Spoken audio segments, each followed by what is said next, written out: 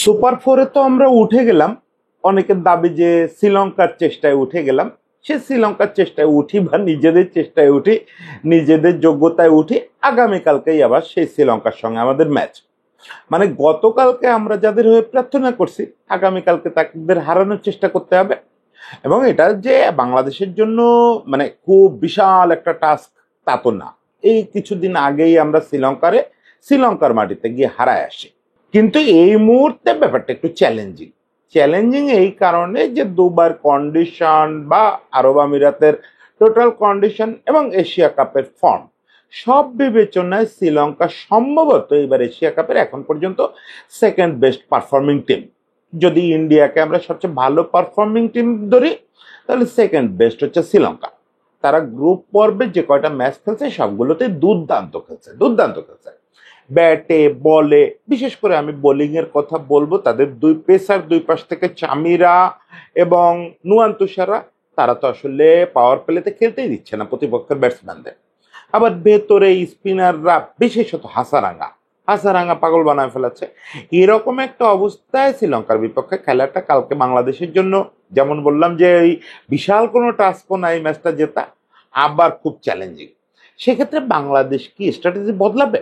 বাংলাদেশের একটু স্ট্র্যাটেজি বদলানো উচিত বলে আমি ব্যক্তিগতভাবে মনে করি। আমি মনে করি যে ঠিক যে স্ট্র্যাটেজিতে আমরা বাকি ম্যাচগুলো খেলছি, শ্রীলঙ্কার বিপক্ষে এটা করা উচিত না। দুটো কারণে উচিত না। এক হচ্ছে তুষারা এবং চামিরাকে পাওয়ার প্লেতে সামলানোর জন্য আমাদের নতুন কিছু করা উচিত। দ্বিতীয়ত হচ্ছে আমরা আগের ম্যাচে যে 4 বোলার নিয়ে খেলছি, জেনুইন বোলার তো 4টা ছিল, আর 5 নম্বর বোলারের কাজ করছে মূলত সাইফ আর শামীম মিলে। এটা আইডিয়াল সিচুয়েশন না। শামীম এবং সাইফ বল করবে, তাদের কাছ থেকে কখনো কখনো একজনের কাছ থেকে আপনি 4 ওভার পেয়ে যাবেন, কিন্তু সেইটা মূল ভরসা কখনোই হতে পারবে না। এটা কোনো ফরম্যাটে না, কোনো ফরম্যাটেই আপনি 5টা বোলারের নিচে খেলবেন না। ফলে আমাদের একজন বোলার বাড়াতে হবে। সেক্ষেত্রে কাকে ড্রপ করবেন, কাকে ঢুকাবেন বোলার, মানে প্রার্থী বোলার হিসাবে কে আসবে, এইগুলো একটু আলোচনা করি। সাধারণত আমি তো ম্যাচ প্রিভিউ করা বা 11 প্রেডিকশন করা, এগুলার জন্য যে যোগ্যতা এবং যে পরিমাণে খোঁজ খবর রাখা লাগে কোনোটাই আমার নাই।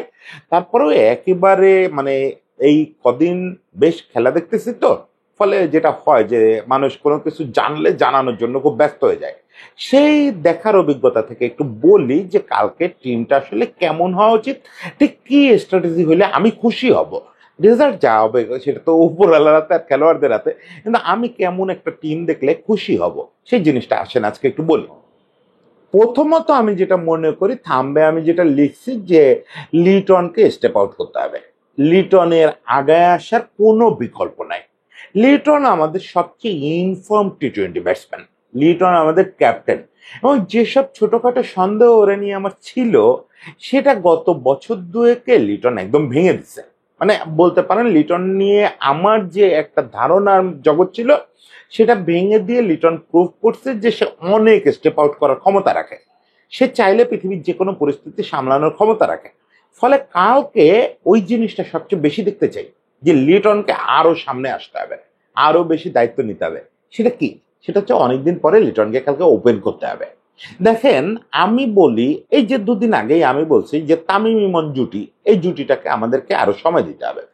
যার ব্যাটিং স্টাইল যেমনই হোক, ফুটওয়ার্ক মোটওয়ার্ক সব ভুলে গিয়ে এই জুটিটাকে আমাদের আরো সময় দিতে হবে। কিন্তু এইটা আবার স্ট্র্যাটেজিক্যাল কারণে মাঝে মাঝে আমি ভেঙে ফেলার পক্ষে। যদি ইমন গত ম্যাচে খেলতো, তারপরও আমি বলতাম যে আগামীকালকের ম্যাচটায় মানে শ্রীলঙ্কার এগেনস্টে ইমনকে ড্রপ করতে হবে, ইমনকে রেস্ট দিতে হবে। ইমন আগের ম্যাচে 50 করলেও তাই বলতাম। কারণ এই ম্যাচটায় আমাদের ওই যে বললাম যে তুষারা এবং দুশ্মন চামিরা, এই দুজনকে সামলানোর জন্য শুরুতে একজন ডানহাতি লাগবে যে কিনা ভালো পেস বল খেলতে পারে। ফলে বিশেষত তুষারারে সামলানোটা খুব ঝামেলা। ফলে আমি মনে করি কালকে লিটনের ওপেন করতে হবে। তানজিদ তামিম এক প্রান্তে থাকবে, যেহেতু সে রানের মধ্যেই আছে, লাস্ট ম্যাচেও দুর্দান্ত খেলছে। স্টিল তানজিদ তামিম নুয়ান তুষারারে ভালো সামলাইতে পারবে না। মানে শুধু ইমনের কথা বললে মনে হয় যে তামিম খুব ভালো পারবে না। তুষারা শুরুর দিকে যেটা করায়, বলকে মুভ করায়, বলকে প্রচন্ড ভাবে ভেতরে ঢোকায়, প্রচন্ডভাবে ভেতরে ঢোকায়, ওরকম ভয়াবহ গতিতে ভেতরে ঢোকানো। আবার চামিরার ওই ভয়াবহ কন্ট্রোল এবং ভয়াবহ পেস, এটা তানজিদ তামিমের জন্য কঠিন হবে। আজকে আমি ইনফ্যাক্ট আমার এক বন্ধু স্থানীয় ক্রীড়া সাংবাদিকের সঙ্গে আড্ডা দিচ্ছিলাম। আমি তারা বলতেছিলাম যে আপনার কি মনে হয় কালকে লিটনকে ওপেন করানো উচিত না? তো সে বললো যে না, শুধু ওপেন করাইলে হবে না, লিটনকে দায়িত্ব দিয়ে পাঠাইতে হবে, প্রথম 12 বলের মধ্যে 10 বল কমপক্ষে যেন সে খেলে। এখন এইটা তো বাইরে দিক নিশ্চিত করা একটু কঠিন। মানে বুঝতে পারতেছেন যে কালকে আসলে আমাদের টপ অর্ডারে খেলার যোগ্য যারা এই স্কোয়াডে আছে, তাদের কারোর ওপরেই খুব বেশি ভরসা করার সুযোগ নাই। কারোরই ফুটওয়ার্ক বা পেস নেগোশিয়েট করা, সুইং নেগোশিয়েট করা এই ক্ষমতা এত ভালো না যে এই দুইটা দুর্দান্ত পেসারকে সামলায় দিবে। ফলে তামিমেরটা উপরওয়ালা ভরসা, বাকিটা হচ্ছে লিটনকে সামনে চলে যেতে হবে। লিটনকে কালকে ওপেন করতে হবে, ওপেন করে, এবং ওর আবার তুষারের বিপক্ষে রেকর্ড ভালো। তুষারা ওকে কখনো আউট করতে পারে নাই। খুব যে 4 ছক্কা মেরে উল্টায় দিছে তুষারারে তা না, কিন্তু তুষারারেও খুব ভালো নেগোশিয়েট করতে পারে। আমাদের আসলে প্রথম 2-3 ওভার নেগোশিয়েট করাটাই বেশি জরুরি শ্রীলঙ্কার এগেনস্টে, যে কোনো দলের। আমি মনে করি শ্রীলঙ্কার যে বোলিং, এটা এমন আহামরি না, একটু ডিপে টেনে নিয়ে গেলেই ওরা আবার শেষ। ওই যে দেখছেন না ওই দিন নবী ভাই শেষ ওভারে 32 রান বের করে নিছেন। ফলে আপনার ডিপে টেনে নিয়ে যাইতে হবে ওদের। ওদের শুরুতে 2-3টা ওভার ফ্রাস্ট্রেটেড করেন, তারপরে টের পাবেন যে শ্রীলঙ্কান বোলিং এর একদম কঙ্কাল বের হয়ে আসবে। ফলে ওই ডিপে টেনে নিয়ে যাওয়াটা, নেগোশিয়েট করাটা, শুরুর 2-3 ওভার নেগোশিয়েট করার জন্য লিটনকে ওপরে যেতে হবে। আর একটা ব্যাপার হচ্ছে, লিটন কিন্তু যে জায়গাটা খেলতেছে, মানে 3-4-এর দিকে তো খেলতেছে, এই জায়গাটায় সে কিন্তু স্পিন নেগোশিয়েট আবার ভালো করতেছে না। এটা ঠিক যে লিটন খুব ভালো রানের মধ্যে আছে, খুব ভালো রানের মধ্যে আছে, এবং বলা যায় লিটন তার ক্যারিয়ারের অন্যতম সেরা ছন্দে আছে। তারপরেও শ্রীলঙ্কান স্পিনার, বিশেষ করে হাসারাঙ্গার যে স্পিনটা, এইটা লিটন খুব ভালো নেগোশিয়েট করতেছে না। তো আমি লিটনের দুর্বলতাটা সামনে আনতে চাচ্ছি না, মানে ওইটারে কোনো গুরুত্বপূর্ণ ব্যাপার মনে করতেছি না। লিটন তো ওই পজিশনে খেলেই রান করতেছে। হাসারাঙ্গারে হয়তো নেগোশিয়েট করতে তার সমস্যা হয়, অন্যদের তো খেলে সে রানই করতেছে, রানের পর রান করতেছে, ম্যান অফ দ্য সিরিজ হচ্ছে। ফলে লিটনের দুর্বলতা কারণ না, কারণ হচ্ছে আমাদের শক্তি বাড়াইতে হবে। আমাদের ওপরের দিকে এরকম ব্যাটসম্যান লাগবে, ওপরের দিকে মানে একদম নতুন বল ফেস করতে হবে, নতুন বল ফেস করতে হবে যত বেশি সম্ভব। 2-3 ওভার গিয়ে লিটনকে ওখানে ওই দুই শ্রীলঙ্কান পেসারের সঙ্গে নেগোশিয়েট করে দিয়ে আসতে হবে। তাতে রান যদি ওখানে ফল করে 5-6ও নেমে আসে প্রথম 2-3 ওভারে, তাতেও খুব একটা দুশ্চিন্তার কিছু নেই। রান পরে বাড়ানোর লোকও আছে এবং রান পরে বাড়ানোর বোলারও আমরা পাবো। ওদের স্টকে যথেষ্ট বোলার আছে যাদের যথেষ্ট পিটুনি দেওয়া যাবে। ফলে ওই 2-3 ওভারটা হচ্ছে আমাদের জন্য ক্রাইসিস, সেজন্য লিটনকে উপরে যেতে হবে। টিমে আরেকটা ক্রাইসিস, যেটা ইন্ট্রোতেই বললাম, আমরা লাস্ট ম্যাচটা খেলছি 4 জন বোলার নিয়ে। এটা কোনোভাবেই আইডিয়াল সিচুয়েশন না, কোনো ফরম্যাটেই না। বিশেষত আপনার 2জন পার্ট টাইম বোলার, যারা সাকিব না কেউ। পার্ট টাইম বোলার আর সাকিবের মতো অলরাউন্ডারের মধ্যে তো আকাশ পাতাল পার্থক্য আছে। এদের কারো উপরে আপনি 4 ওভার খুব নিশ্চিন্তে, যে চোখ বুঝে ভরসা, শামীম আমাকে 4 ওভার করে দিবে বা সাইফ 4 ওভার করে দিবে, এই রকম বোলার তো ওরা না। আমরা বলি কথায় কথায় যে ওরা দলে থাকলে প্রয়োজন হলে আপনাকে 2-3-4 ওভার করে দেবে, ওইটা প্রয়োজন হলে এবং সম্ভব হলে। কিন্তু এটা তো প্রতিদিন প্রয়োজনও হওয়া উচিত না, প্রতিদিন সম্ভব হবেও না। যেটা আমরা লাস্ট ম্যাচে দেখছি যে ওদের 2জনের ওভার থেকে প্রচুর রান লিক হয়ে গেছে, 2জন মিলে যে 4 ওভার করছে ওখান থেকে প্রচুর রান লিক হয়ে গেছে। এই রানটা লিক হতে দেওয়া যাবে না, 2জন পার্ট টাইমারের উপরে ভরসা করা যাবে না। আমাদের একজন জেনুইন বোলার লাগবে। এখন এই যে একটা জেনুইন বোলার লাগবে বললাম, লিটনকে ওপেনে পাঠায় দেওয়া যত সহজ সিদ্ধান্ত। লিটনকে ওপেনে পাঠায় আপনি সাইফকে 3 নম্বরে নিয়ে আসলেন, সাইফ স্পিনটা মোটামুটি ভালো নেগোশিয়েট করবে, ওদিকটা ম্যানেজ হয়ে গেল।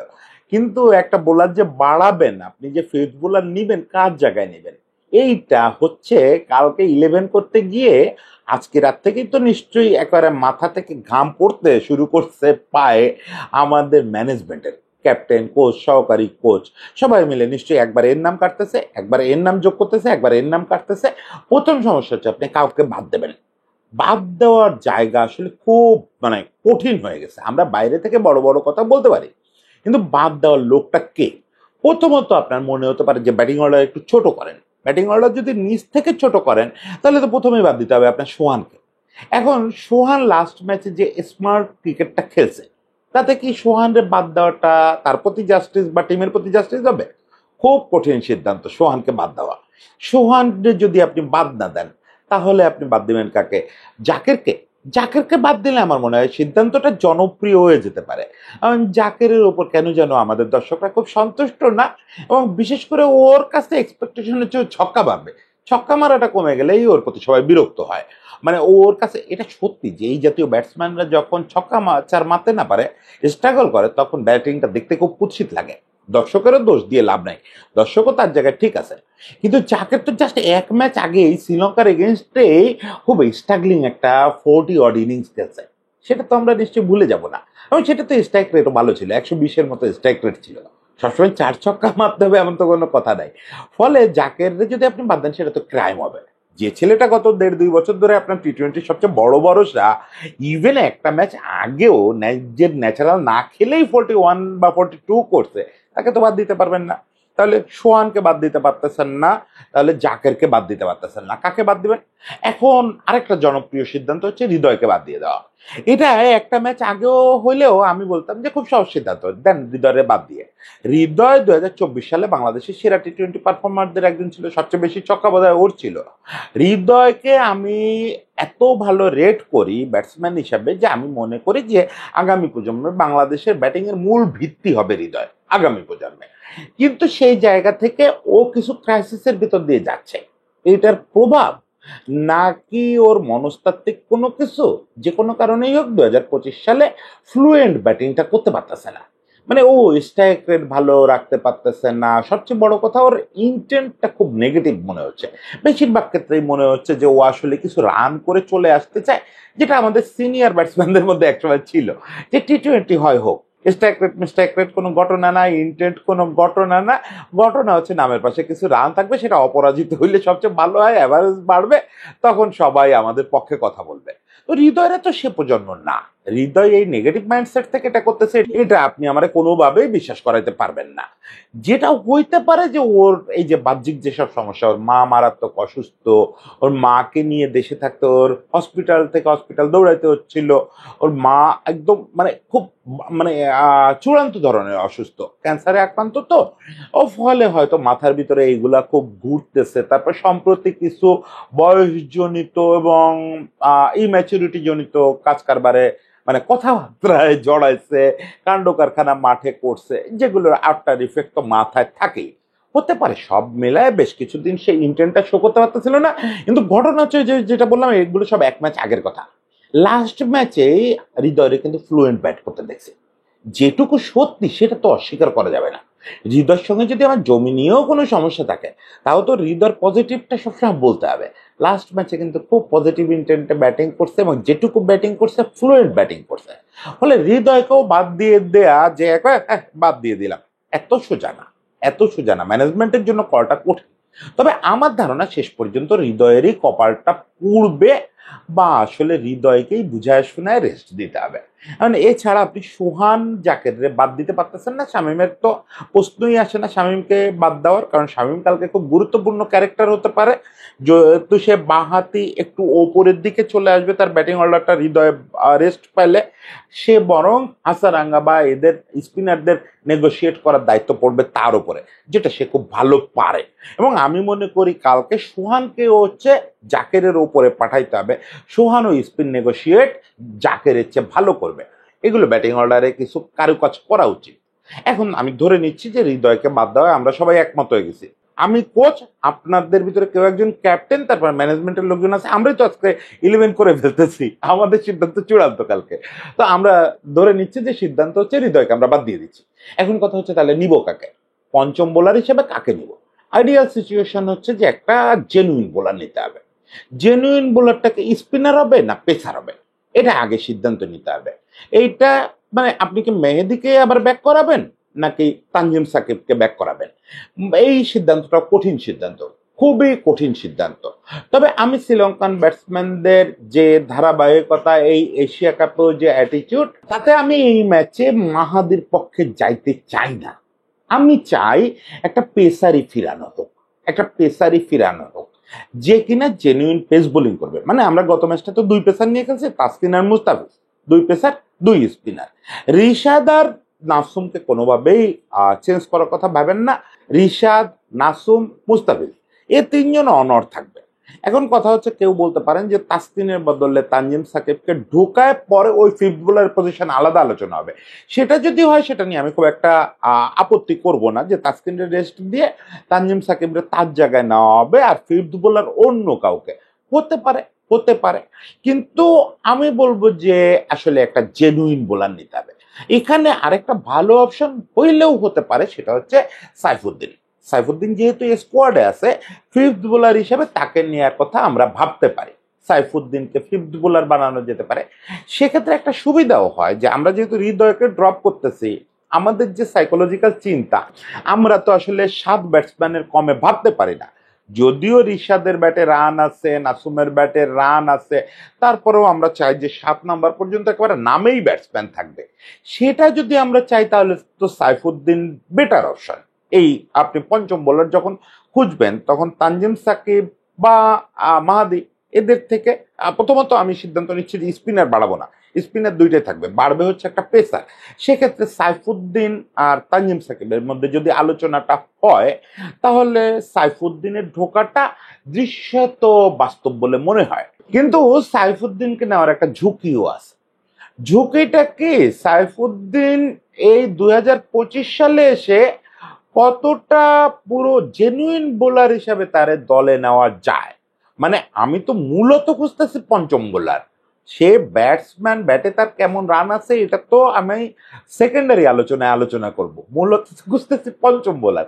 এখন পঞ্চম বোলার হিসেবে সাইফুদ্দিনের উপরে ওই পরিমাণে ট্রাস্ট রাখা যায় কিনা এই 2025 সালে, এইটা না আমি ঠিক নিশ্চিত না। সাইফুদ্দিন তো অনেকদিন প্রচুর খেলার মধ্যেই নাই, অনেকদিন ভালো খেলার মধ্যেই নাই। রিসেন্টলি যে দলে ঢুকছে তাতে ওর বোলিং দেখে আমি অন্তত এখনো ওই পরিমাণে আস্থা অর্জন করতে পারি নাই যে ও আসলে পঞ্চম বোলার হিসাবে খেলার মতো হবে কিনা। যদি না হয় তাহলে কিন্তু আরেকটা নতুন উৎপাত হবে। সেটা হচ্ছে আপনার হাতে 3 জন হাফ হার্টেড বোলার থাকবে, সাইফ, শামিম, সাইফুদ্দিন। ধরে নিচ্ছি সাইফুদ্দিনও হাফ হার্টেড বোলার।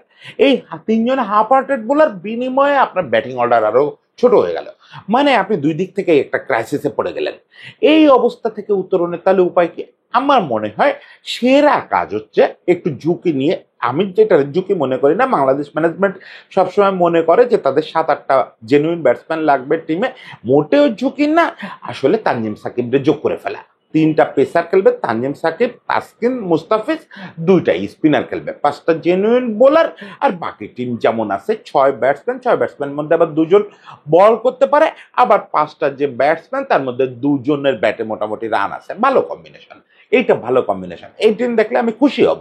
ওই যে শুরুতেই বললাম এই টিম কি করবে ওই নিশ্চয়তা আমি দিতে পারি না, আমার ওই ক্ষমতাও নাই, আমি অত বেশি বিশ্লেষণ বুঝি না যে এই টিম হলেই যে শ্রীলঙ্কার এগেনস্টে ভালো করবে এমন কোনো কথা নাই। আমি অন্তত এই কথা দিতে পারি না। বিশেষ করে যাদের নাম বললাম দেখা গেল কালকেই মাঠে নেমে তারাই পিটুনি খেলো, পরে আমার কথাবার্তা নিয়ে আপনারা হাসাহাসি শুরু করলেন। অবশ্যই একটা সুবিধা আছে, আমার কন্টেন্ট যেহেতু বেশি লোক দেখে না, ফলে খুব একটা হাসাহাসি শিকার হওয়ার ভয় দেয়। তারপরও আমি আর কি ওই কথা দিচ্ছি না যে এদের নামাইলে খুব ভালো হবে, তবে আমি পার্সোনালি খুব খুশি হব এরকম একটা টিম যদি দেখি। লিটনকে যদি দেখি কালকে ওপেন করতে এবং তানজিম সাকিবকে যদি দেখি হৃদয়ের বদলে দলে ঢুকতে, তাহলে আমি পার্সোনালি খুশি হব। টিমটা আমার মনে হবে যে শ্রীলঙ্কারে হারানোর জন্যই আমরা ভাবছি। তারপর বাকিটা সময়ের জন্য দেখা যাক, খেলা দেখার সময় আলোচনা করব। যদি ওদের সিদ্ধান্ত ভুল হয় তাহলে তো আমরা সমালোচনা করব, আর আমাদের সিদ্ধান্ত ভুল হইলে বলবো এটা ভুল হয়ে গেছে, কোনো ঘটনা না, ভুল তো মানুষেরই হয়। এভাবেই শেষ পর্যন্ত চালায় দিব। সবাইকে অনেক ধন্যবাদ, সবাই ভালো থাকবেন।